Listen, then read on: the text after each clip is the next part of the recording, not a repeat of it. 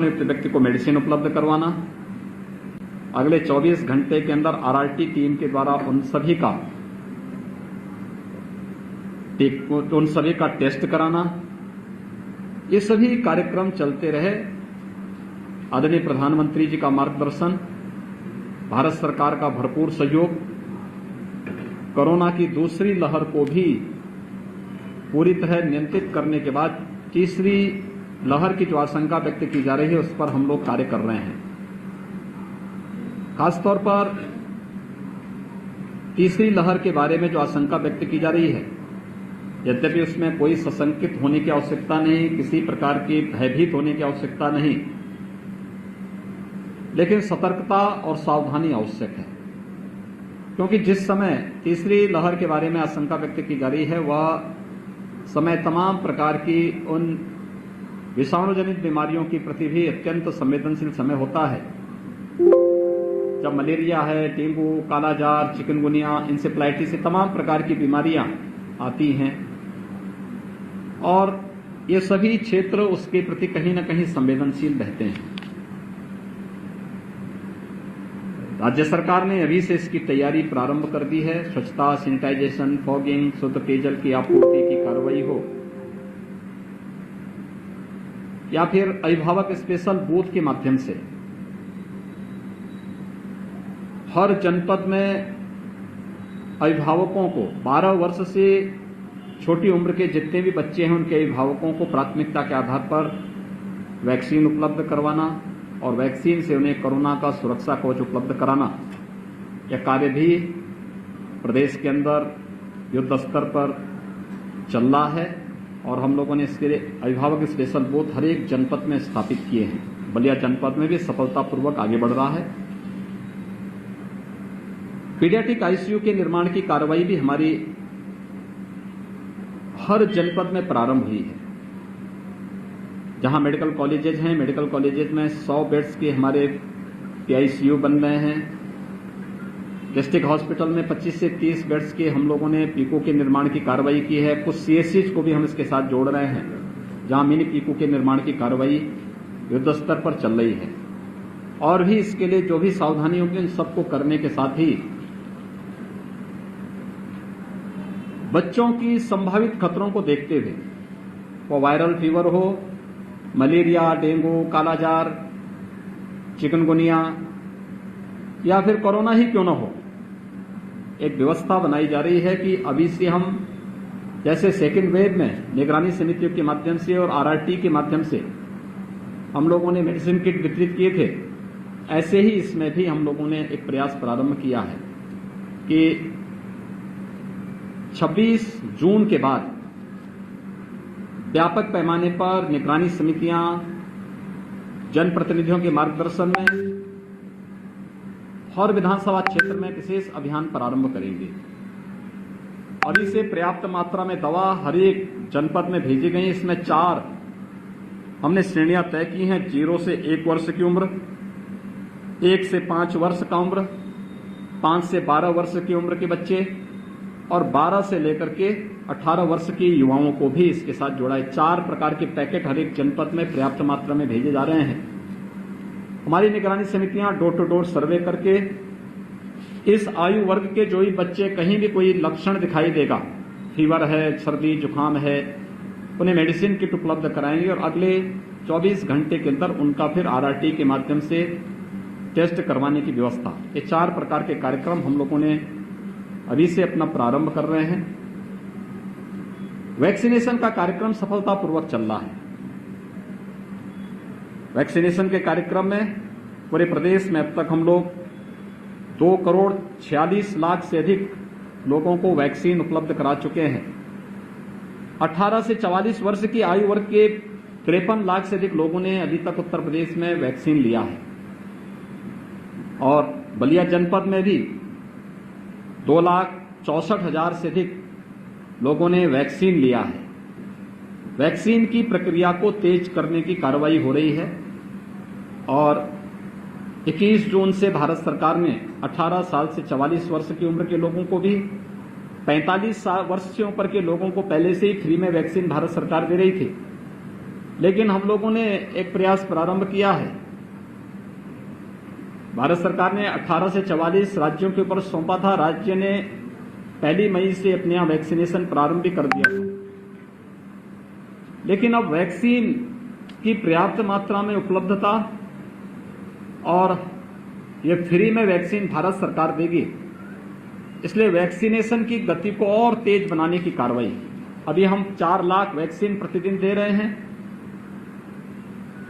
21 जून के बाद हम इसे 6 लाख प्रतिदिन करने की ओर बढ़ रहे हैं और जुलाई प्रथम सप्ताह में हमारा प्रयास है कि प्रथम सप्ताह से ही हम लोग 10 से 12 लाख वैक्सीन प्रतिदिन प्रदेश के अंदर उपलब्ध करवाने का कार्य करेंगे। मुझे प्रसन्नता है कि बलिया ने वैक्सीनेशन के इस कार्यक्रम में वेस्टेज को न्यूनतम रखने का प्रयास किया है और मुझे लगता है इसको और भी अच्छे ढंग से आगे बढ़ाया जा सकता है। सेकेंड वेव में एक जो समस्या हमारे सामने आई थी वह थी ऑक्सीजन की आपूर्ति को लेकर के। भारत सरकार के सहयोग से राज्य सरकार ने अपने स्तर से भी, माननीय जनप्रतिनिधियों ने भी इसमें सहयोग किया है। बलिया के अंदर एक ऑक्सीजन प्लांट बनकर के तैयार हो चुका है, चालू भी हो चुका है। 6 नए प्रस्तावित हैं। प्रदेश के अंदर वर्तमान में हम 431 ऑक्सीजन प्लांट या तो निर्मित कर रहे हैं। 100 ऑक्सीजन प्लांट हमारे स्थापित हो चुके हैं, शेष प्रस्तावित हैं और उस पर तेजी के साथ कार्य आगे बढ़ेंगे। उत्तर प्रदेश देश के अंदर सर्वाधिक टेस्ट करने वाला राज्य है। टेस्ट, ट्रीट एंड ट्रैक के इस माध्यम से हम लोगों ने मजबूती के साथ इस कार्यक्रम को आगे बढ़ाने का कार्य किया है। तो टेस्ट एंड ट्रीट के इस मंत्र ने कोरोना को नियंत्रित करने में काफी सफलता प्रदेश को दी है और इसको हम निरंतरता प्रदान करेंगे। आपके माध्यम से मेरी अपील होगी जनता जनार्दन से कि वो टेस्ट करने से न भागें। निगरानी समिति आती है, टेस्ट जरूर करवाएं, मास्क का इस्तेमाल भी जरूर करें, भीड़ भाड़ वाले स्थानों में जाने से बचें और मेरी अपील होगी कि वैक्सीन अपनी पारी आने पर जरूर लगाएं। हमारा प्रयास है कि गांव-गांव में हम वैक्सीनेशन के सेंटर स्थापित करें। गांव के पंचायत भवन में, गांव के विद्यालय में, अगर पंचायत भवन में ही कॉमन सर्विस सेंटर चल रहा है तो ये बहुत अच्छी बात है, लेकिन हम गांव-गांव तक पहुंचने का कार्य अगले महीने से प्रारंभ करने जा रहे हैं। तो वैक्सीन अपनी पारी आने पर जरूर लगाएं। हम सब आभारी हैं प्रधानमंत्री मोदी जी के, जिनके प्रयास से कोरोना को देश के यानी दुनिया के अंदर पॉजिटिविटी रेट में अगर आप देखेंगे भारत का रिजल्ट बेहतर है और मृत्यु दर को भी देखेंगे तो दुनिया के तमाम विकसित देशों की तुलना में भारत ने काफी हद तक इसको नियंत्रित करने में सफलता प्राप्त की है। लेकिन इस दौरान जनता के लिए, गरीबों के लिए, आम नागरिकों के लिए भी जो योजनाएं घोषित की हैं, प्रधानमंत्री गरीब कल्याण पैकेज के अंतर्गत अन्न योजना वितरित करने की व्यवस्था, मई से लेकर के दीपावली तक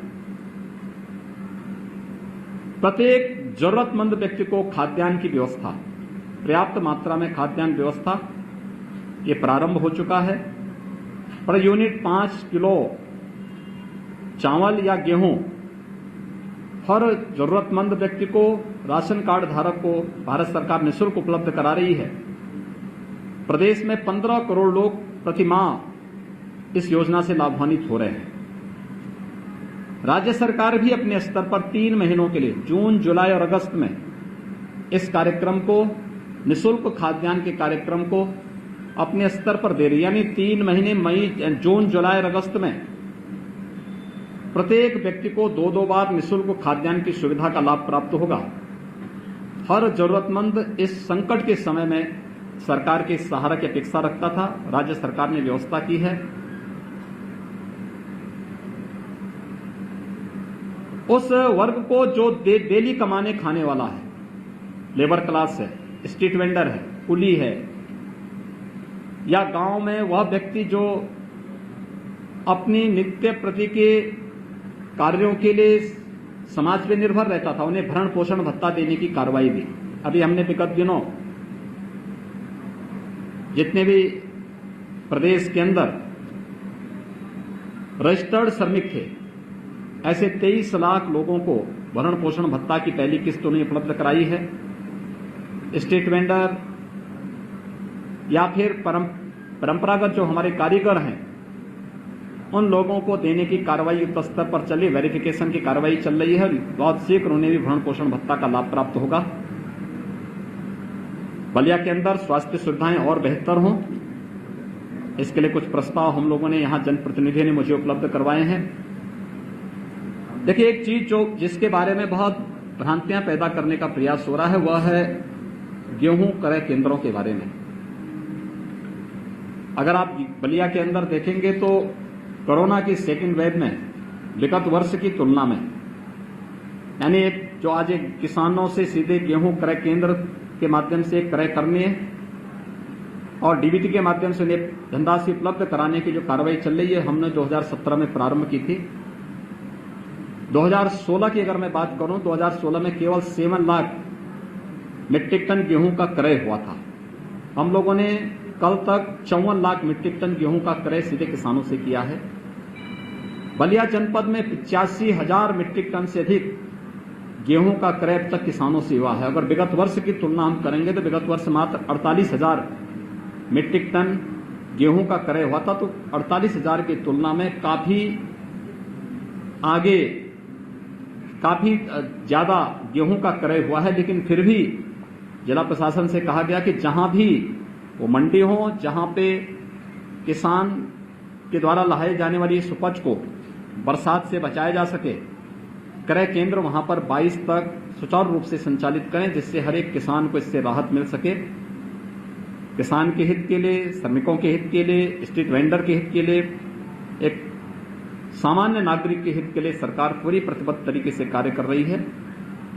हम न केवल कोरोना के खिलाफ इस लड़ाई को जीतेंगे, बल्कि विकास की प्रक्रिया को तेजी से आगे बढ़ाते हुए जो स्वास्थ्य सुविधाओं को और बेहतर करने की दिशा में जो प्रस्ताव यहां पे हमारे जनप्रतिनिधियों ने उपलब्ध कराए हैं, सरकार उस पर गंभीरतापूर्वक विचार करते हुए उस कार्यक्रम को आगे करेगी। धन्यवाद।